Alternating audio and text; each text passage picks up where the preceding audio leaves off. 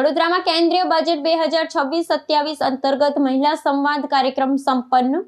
આર્થિક જોગવાઈઓ અંગે અપાઈ માહિતી। વડોદરા શહેરના સ્થાનિક સભાખંડમાં આયોજિત આ કાર્યક્રમમાં ભાજપ મહિલા મોરચાના અગ્રણીઓ અને મોટી સંખ્યામાં ગૃહિણીઓ તેમજ વ્યવસાયી મહિલાઓ ઉપસ્થિત રહી હતી। કેન્દ્રીય અંદાજપત્ર 2026-27માં મહિલા કેન્દ્રીય યોજનાઓ, સ્વાસ્થ્ય સુવિધાઓ અને સ્વસહાય જૂથો માટે ફાળવવામાં આવેલા ભંડોળ અંગે ઉપસ્થિતોને માહિતગાર કરવામાં આવ્યા હતા। સંગઠનના હોદ્દેદારોએ જણાવ્યું હતું કે આ વર્ષનું બજેટ મહિલાઓને આત્મનિર્ભર બનાવવાના ધ્યેય સાથે તૈયાર કરવામાં આવ્યું છે, જે સમાજના સર્વાંગી વિકાસમાં પાયાનું યોગદાન આપશે। કાર્યક્રમ દરમિયાન આર્થિક નિષ્ણાંતોએ બજેટમાં મહિલાઓ માટે જાહેર કરવામાં આવેલી નવી કરવેરા રાહતો અને બચત યોજનાઓનું વિશ્લેષણ રજૂ કર્યું હતું। ખાસ કરી શિક્ષણ અને કૌશલ્ય વર્ધન ક્ષેત્રે કન્યાઓ માટેની પ્રોત્સાહક નીતિઓ પર ભાર મૂકવામાં આવ્યો હતો। આ સંવાદનો મુખ્ય હેતુ છેવાડાના મહિલા સુધી સરકારી કલ્યાણકારી યોજનાઓની માહિતી પહોંચાડવાનો અને તેમને આર્થિક રીતે સજ્જ કરવાનો હતો।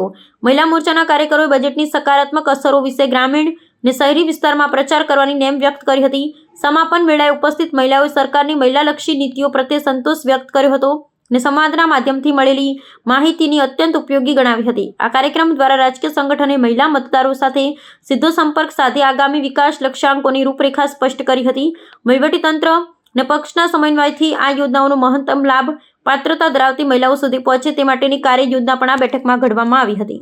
સ્ટાર્ટઅપ હોય, એમના કોઈ પ્રોડક્ટ હોય અને એ સંદર્ભે એમને વેચાણ ક્યાં કરવું, કે કઈ રીતે ઉત્પાદન વધારવું, એનું માર્કેટિંગ કેવી રીતે કરવું, ડિજિટલાઇઝેશન વગેરેના સંદર્ભમાં ગવર્મેન્ટે નિર્મલાજીએ બજેટમાં જે જોગવાઈઓ કરી છે એના વિશેની માહિતી આપીને એ બહેનો વધારે ને વધારે બીજા સુધી આ માહિતી પહોંચાડે અને વધારે બહેનો સશક્ત બને, આર્થિક સ્વાવલંબી બને અને દેશના આર્થિક વિકાસમાં, દેશની આર્થિક ઉન્નતિમાં સહભાગી બને, એ માટેનો એક ખૂબ મહત્ત્વપૂર્ણ સંવાદ આજનો રહેશે।